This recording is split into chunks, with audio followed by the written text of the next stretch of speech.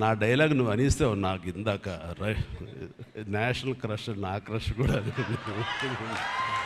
అందుకని నేను ఆ మాట అనను కానీ అనుకుంటాను అంతే, పైగా మాత్రం నేను అనను.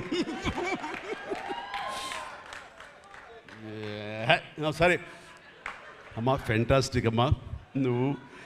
అండ్ ఇప్పుడుగా తన ఫస్ట్ సినిమా హీరోయిన్గా వచ్చినప్పుడు ఆ సినిమాకి ఇలాగే నేను గెస్ట్గా వచ్చాను.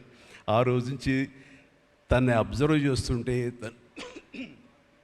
నటనా పరంగా కానివ్వండి, తన ఇమేజ్ పరంగా కానివ్వండి, day by day film after film ఎక్కడికో వెళ్ళిపోయింది. ఇది నేషనల్ క్రష్ కాదు, ఇంటర్నేషనల్ క్రష్ అయిపోయింది అమ్మాయి.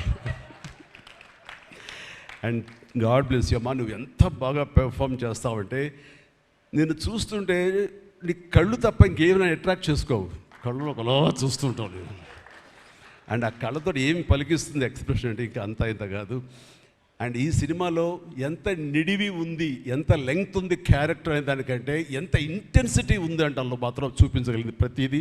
ముఖ్యంగా బిడ్డను హోల్డ్ చేసినప్పుడు అక్కడ ఒక కన్నతల్లిలాగా, ఒక అమాయకంగా ఒక ప్రియుణ్ణి మోసపోయినప్పుడు వాడి వల్ల ఎక్కేసినప్పుడు నాకు చూడాలి అందులో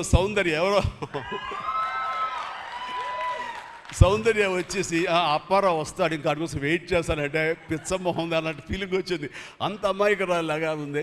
అది మళ్ళీ ఇందులో కనిపించింది, నాకు ఆ సౌందర్య కనిపించింది ఆ క్యారెక్టర్ చేయటంలో. You done fantastic job.